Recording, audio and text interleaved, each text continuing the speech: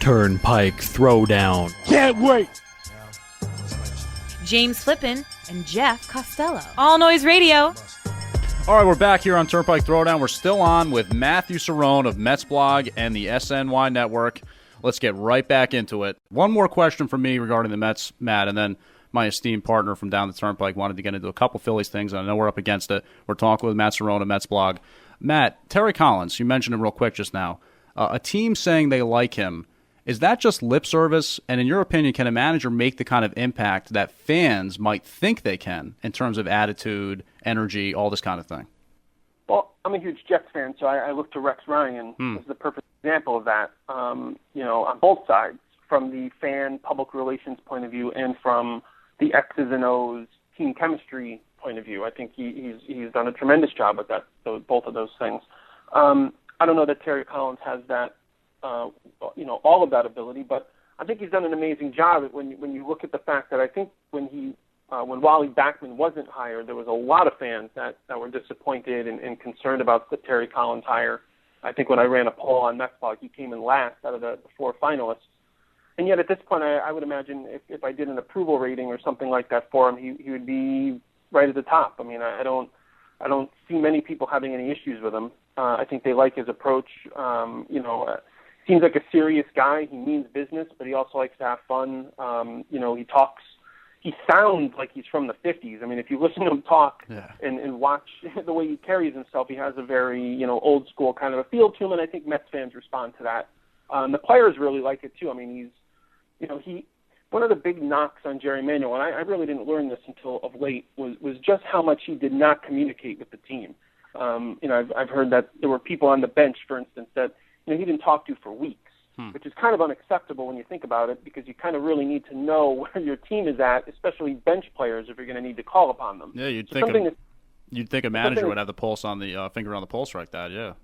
Yeah, exactly. And so you take something as fundamental as that, and you look at Terry Collins, who, on Metsblog.com, I followed him around one day and did a video from spring training where I watched him check in with probably 20, 30 different players in the course of the day, and there were 60 in camp. So that means, in that 3-hour span, he managed to have some kind of connection with half the roster, which is impressive. And I think that's something he learned about himself from his time in Anaheim.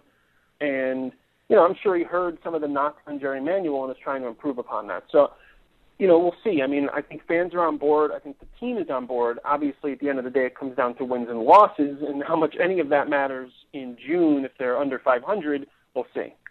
Matt, real quick, the rivalry between the Mets and the Phillies has obviously grown a little bit in the past few years because for about 20 years, the Phillies, were pretty much in the tanks, and obviously a lot of rivalries are built out of the relevance of teams. The recent rivalry, though, that you kind of get the feeling I get when I go to Citizens Bank Park and Citi Field is a lot more than it has been in the past. From a Mets point of view, I'm really trying to just get the pulse of the Mets fan. When Cliff Lee ended up deciding to come to the Phillies and make the rotation, obviously what it is today. He didn't go to the Yankees, which might have been, a benefit for the average Mets fan. But when he goes to the Phillies, does this kind of make it a little bit harder for what the Mets are going through right now? This kind of dark period where this team that was down the Turnpike and just a joke basically for years is now all of a sudden this kind of force within the National League. Is that just icing on the cake, sort of? Well, no offense, Jeff, but I get the impression sometimes that Phillies fans are far more obsessed with the Mets than Mets fans are with the Phillies. Because the reality is not a lot of us really cared. I mean, it was sort of like, well... It's kind of like a Red Sox-Yankees thing. Yeah, they got 3 aces. They're going to sign Cliff Lee. They should go for it. I don't blame them. Knock yourselves out. I think Mets fans more or less internalized it and looked inward and thought, well, how come we couldn't go get him? What are we doing about our pitching staff? It seemed to be less, at least for us, about the Phillies and what they were doing and more about what the Mets were not doing, knowing that, at the end of the day, the Mets have a lot of holes on that roster. The Phillies clearly are the better team in the division. There's no question about it. I mean, the Braves are I think, significantly better, and the Marlins, I think, are pretty good. But, the Phillies are the front runners. They're probably the best team in the National League. So, I don't think Mets fans looked at it like, oh, wow, now they have the edge. I mean, it is what it is. I think the reaction was more about what's going on at Citi Field and how are we going to get better and how come, we're not doing X, Y, Z. Matt, we've had some great talk here. Want to really thank you for coming on and maybe wrap with sort of existential question, if you will. The on-paper rotation of this Phillies team, in your opinion, and I know you remember those 90s teams and the juggernauts they had in the starting rotation, would you on paper put this rotation with Halladay and Lee and Oswalt and Hamels over that rotation of Maddox, Smoltz, Glavine, Nagel? I don't know. I haven't seen them all work together yet. It's tough to say. But you're right. On paper, I'd still go with the other guys, even though they only won one World Series together, just because they seemed to, click and work well together and, commanded innings so well, and they were so efficient.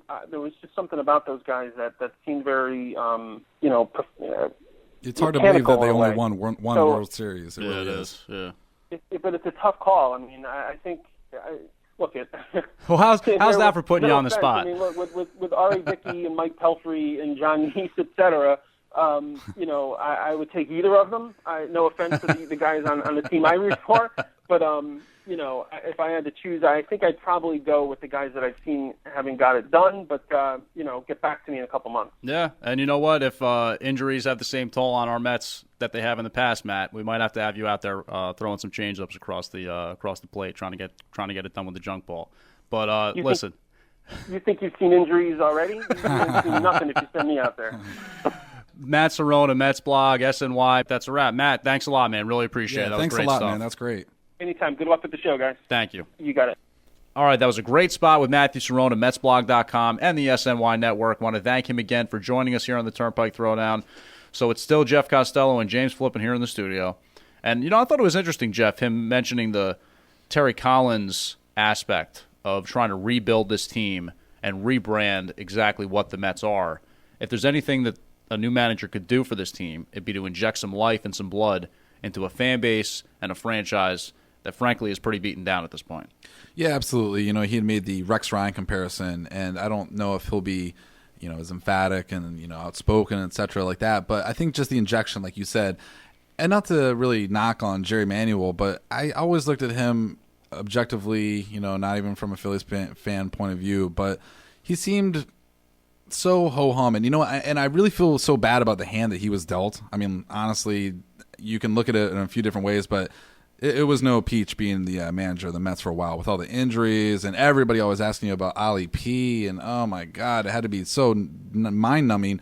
But he never really gave me that attitude that, this was going to be turned around at any moment. It just seemed like the whole ship was sinking, and the captain wasn't really doing much to rectify it. Well, the injuries is fair. I think it's definitely fair to mention injuries when considering Jerry Manuel. But you heard Matt Cerrone on the interview just now, again, mentioning Jerry Manuel and how he might not have realized the extent to which certain players didn't care for him because he was so out of touch. Which is an interesting point. I didn't even know that. So he didn't know certain players on the team, and then you got this guy like Terry Collins, who was the minor league director last year, and I think for a couple of years at this point.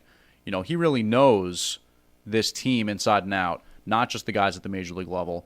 Again, I think the whole point of a new manager, of a new administration, as far as the front office goes, is trying to rebrand this team, have a new direction, a new formula, hopefully kind of like a Minnesota Twins. You have a top-down formula. That's what you're trying to build here in New York City. That's what you're trying to build with the Mets. Hopefully Terry Collins can be that guy. I wanted Wally Backman. I'm not going to lie. Yeah. But I'm hoping that Terry Collins can be the guy. Yeah, and you know what? Even from a Phillies point of view, you got Charlie Manuel. And for the longest time, even in Philly especially, he was criticized for being kind of like this country bumpkin and the way he spoke and stuff. And, the winning didn't come right away. So that was easy to do. But, now with years of hindsight, and not just the success, but I think when you look at how he got to the success, which is very difficult for me to say right now. One of those words. Yeah, it's really stumping me. I feel like the sense that he really has such an attachment with everybody on the team, and everybody loves him, and the locker room is so tight. And people really look up to him. And when you have players that, I know that Mets fans can hate, guys like Jimmy Rollins, when Jimmy doesn't run out a fly ball, on an infield fly and he gets benched for the rest of the game, he at least has the admiration for Charlie to say, I understand why he did it, yeah, which is great, that. And I feel like if it would have been somebody else, possibly bringing down that ruling, it would have been like, come on, man, who are you? But Charlie, had really earned the players, respect over, the time. And it's just a really loose atmosphere. And I think, winning aside, that's what, the Mets are really shooting for right now, is just that chemistry and that good feel back in Citi Field. Absolutely, and I think you make a great point regarding the manager situation. And last year or I guess it might have been 2 years ago, Jimmy Rollins got benched. I know it could have been something to do with running out, but he was also late to the ballpark or something like that. That was at Citi Field. Okay, so there you go. And then there was the situation last year with Hanley Ramirez kicking the ball to the outfield, kind of lazily running after it after he had done so, botching a play.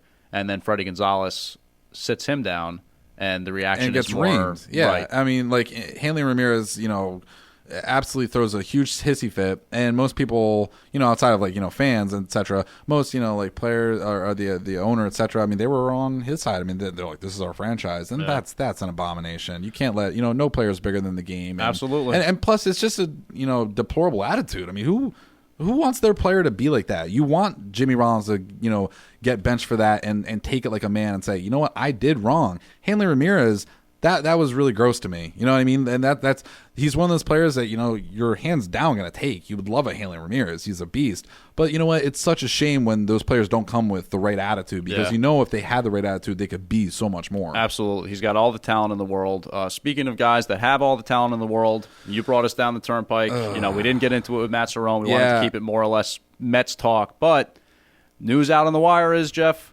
not looking good for Chase Utley and his knee. I don't know exactly what the prognosis is. You probably got more on that than I do. I really respect a guy like Chase Utley. When he was coming up through the ranks, I thought he kind of got a short stick early on in his career. Probably could have been playing more at an everyday level earlier on. But he's crafted arguably a potentially Hall of Fame career since then. Definitely one of the dominant, if not the dominant second baseman in the game. What's this going to mean for the Phillies right now? Yeah, I mean, this is huge. This is really, I'll be honest, this is, I can't tell a Mets fan this and, have you feel bad for me, but, this is, but it's a major blow. Nobody likes to see injuries. Even when Adam Wainwright got hurt, I was thinking to myself, what a shame. Yeah, but I mean, not even so much in the sense that you're like, ha, but you're like, trust me, I've been through my fair share. You're not going to make me feel bad. But, right, that's true. But with that said, this is a huge blow. It's just really something. What basically happened was he had knee issues.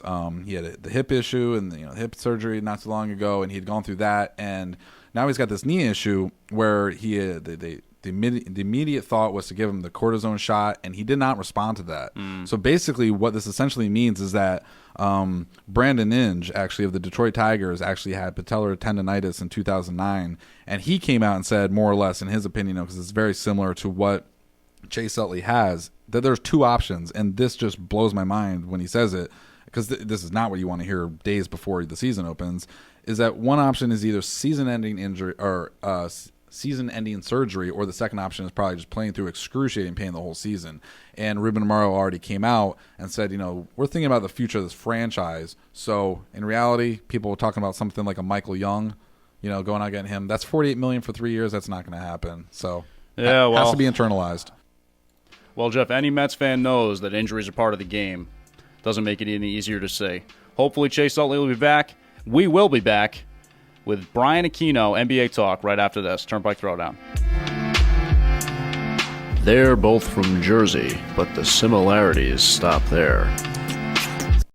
What's up, everybody? It's James Flippin of the Turnpike Throw Down, and I'm from North Jersey. I'm Jeff Costello with the Turnpike Throw Down, and I'm from South Jersey. We're talking sports with a Garden State flair and never pretending to know anything about hockey. Listen to us on All Noise Radio, Thursdays 2 to 3, Saturdays 12 to 1, allnoiseradio.com. Check us out on Twitter at @TPikeThrowdown for upcoming guests and list of upcoming shows. Tune in.